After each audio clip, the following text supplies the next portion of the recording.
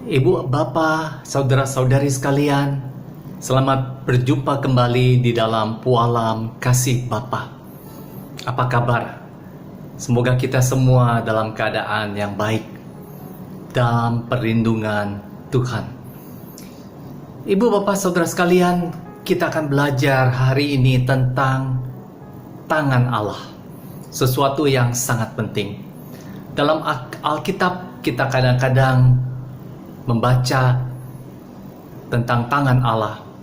Tangan Allah diacungkan, tangan Allah menekan.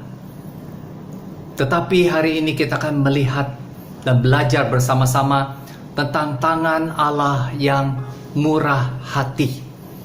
Kita akan belajar dan melihat ke dalam hidup kita, apakah kita mengalami tangan Allah yang murah hati itu. Mari kita membuka Esra pasal 7. Esra pasal 7.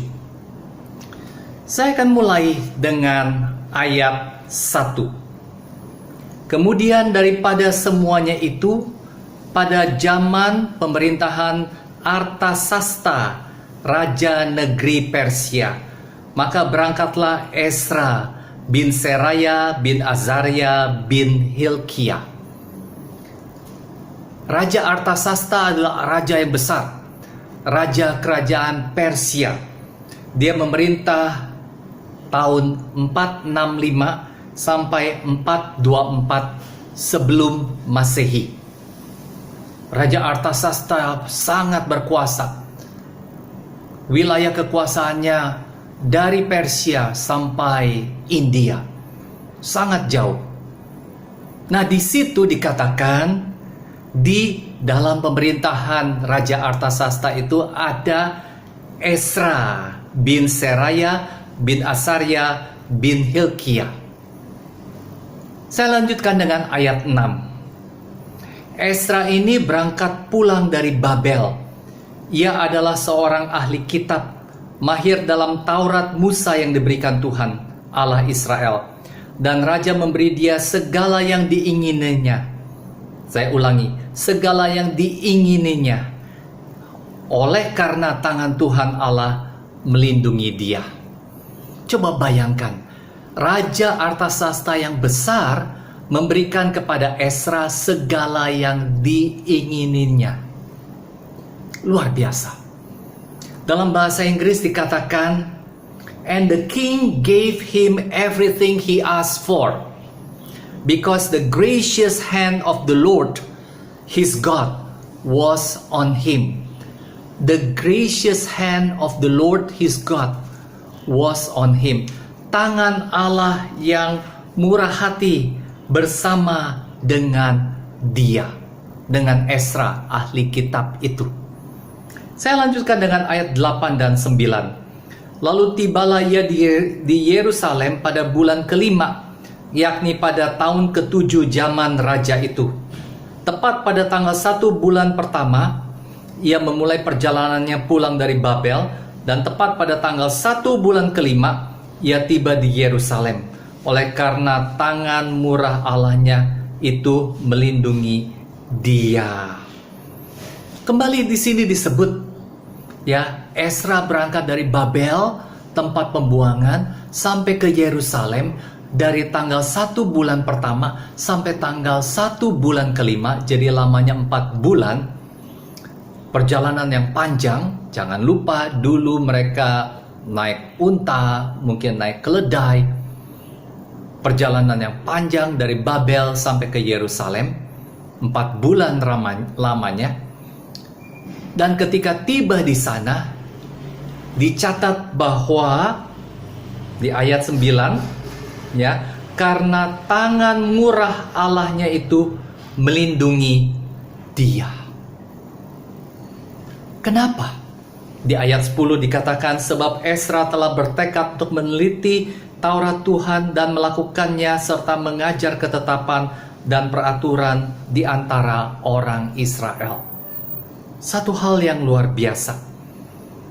Bahkan setelah itu Raja Artasasta menulis surat Dan kalau kita teliti suratnya di dalam pasal 7 ayat 11 sampai 26, betapa murah hatinya Raja Artasasta terhadap Ezra. Kenapa bisa murah hati? Karena tangan Allah yang murah, Allah yang bermurah hati itu menyertai Ezra. Mari kita lihat di pasal 7 ini. Mulai dari ayat 12. Artasasta raja segala raja kepada Ezra, imam dan ahli Taurat Allah semesta langit, dan selanjutnya, maka sekarang olehku telah dikeluarkan perintah bahwa setiap orang di dalam kerajaanku, yang termasuk orang Israel awam atau para imamnya atau orang-orang Lewi dan yang rela pergi ke Yerusalem, boleh turut pergi dengan engkau. Siapa saja boleh. Mereka adalah orang-orang buangan, tapi mereka boleh pergi kembali ke Yerusalem. Ayat 14. Oleh karena engkau disuruh raja serta ketujuh orang penasehatnya untuk mengadakan penyelidikan mengenai Yehuda dan Yerusalem dengan berpedoman kepada hukum Allahmu yang menjadi peganganmu, dan untuk membawa perak dan emas yang diberikan raja serta para penasehatnya sebagai persembahan sukarela kepada Allah Israel yang tempat kediamannya di Yerusalem, beserta segala perak dan emas yang akan kau peroleh di seluruh provinsi Babel, dengan persembahan sukarela yang akan dipersembahkan oleh rakyat dan para imam bagi rumah Allah mereka yang ada di Yerusalem. Jadi bukan cuma mereka boleh pulang, mereka juga boleh membawa emas dan perak. Di ayat selanjutnya, segala sesuatu yang baik boleh dibawa. Bahkan di ayat 20, dan yang lain yang masih diperlukan untuk rumah Allahmu yang pembayarannya menjadi tanggunganmu, itu boleh kau bayar dari perbendaharaan kerajaan. Luar biasa.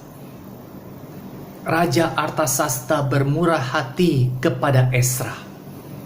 Segala sesuatu diberikan. Ayat 21. Kemudian aku, Raja Artasasta, telah mengeluarkan perintah kepada semua bendahara di daerah seberang sungai Efrat begini. Segala yang diminta daripadamu oleh Imam Ezra, ahli Taurat Allah semesta langit, haruslah dilaksanakan dengan seksama. Dengan memakai perak sampai jumlah 100 talenta, gandum sampai jumlah 100 kor, anggur sampai jumlah 100 bat, minyak sampai jumlah 100 bat, dan garam tidak terbatas. Jadi kita melihat kemurahan Raja Artasasta kepada Ezra begitu luar biasa. Ayat 23. Segala sesuatu yang berdasarkan perintah Allah semesta langit harus dilaksanakan dengan tekun untuk keperluan rumah Allah semesta langit, supaya jangan pemerintahan raja serta anak-anaknya kena murka.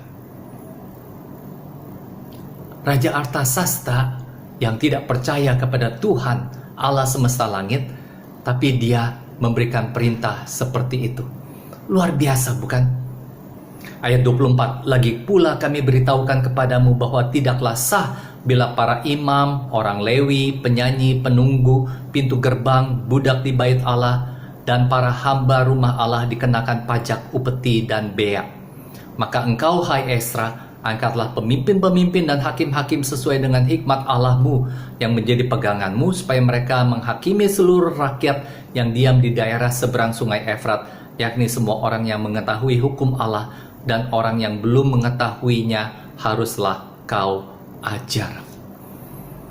Nah, ketika Ezra mendapat kemurahan seperti itu, Raja Artasasta, Ezra tidak menepuk dada, tidak meninggikan diri dan mengatakan, ini karena saya hebat, ini karena saya memang berkualitas, saya punya integritas. Tidak.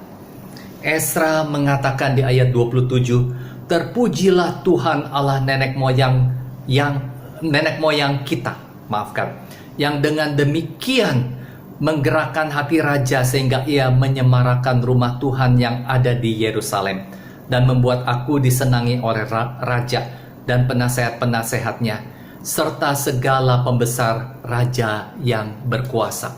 Kembali dalam bahasa Inggris di sini dikatakan God's gracious hand. Tangan Allah yang murah hati.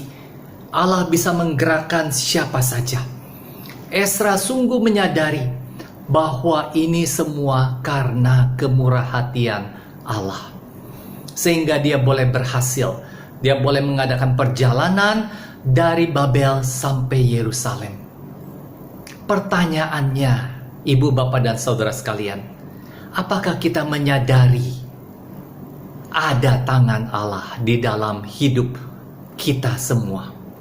Apakah kita menyadari kalau kita masih bisa punya pekerjaan, masih punya usaha, masih ada makanan, minuman, pakaian, masih ada rumah, masih punya kendaraan, masih punya uang, masih punya tabungan sedikit, masih punya kesehatan, masih bisa berjalan sendiri, masih bisa makan sendiri, tidak perlu disuapi, masih bisa bernafas dengan bebas. Apakah kita menyadari bahwa ada tangan Allah di sana? Jangan pernah lupakan. Dalam bahasa Inggrisnya bilang never take it for granted. Kita harus menyadari bahwa tangan Allah yang murah hati itu ada dalam hidup ibu, bapak, dan saudara, serta saya. Jangan pernah menganggap, ya memang sudah selayaknya saya dapat. Mari kita melihat, mari kita introspeksi, mari kita memikirkan tangan Allah itu ada menyertai kita. Supaya hidup kita penuh dengan pujian, hidup kita penuh dengan syukur kepada Tuhan. Bahwa saya ada sebagaimana saya ada, karena Tuhan itu murah hati. Tuhan bermurah hati kepada kita. Tangannya yang murah hati itu ada dalam setiap langkah hidup kita.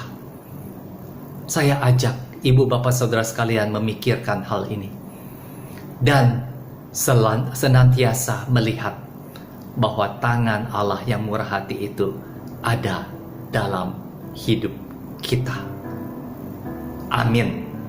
Tuhan memberkati.